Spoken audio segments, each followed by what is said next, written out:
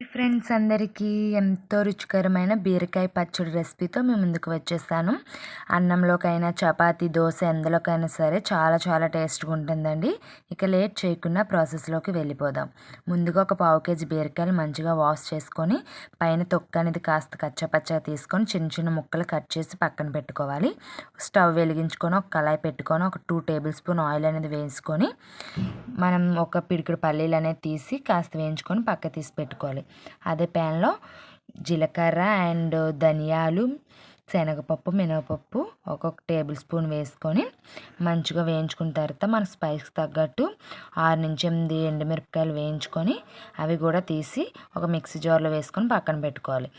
కాస్త ఆయిల్ అనేది వేసుకొని మనం కట్ చేసి పెట్టుకున్నాం కదా ముందుగా బీరకాయ ముక్కలు, అవి వేసుకొని కాస్త వేగిన తర్వాత ఒక మీడియం సైజ్ టమాటా తీసుకొని అది కూడా కాస్త వేగిన తర్వాత ఒక చిన్న నిమ్మక సైజ్ అంత చింతపండు తీసుకొని వేసి మూత పెట్టి ఒక 5 మినిట్స్ అనేది మగ్గనివ్వాలి.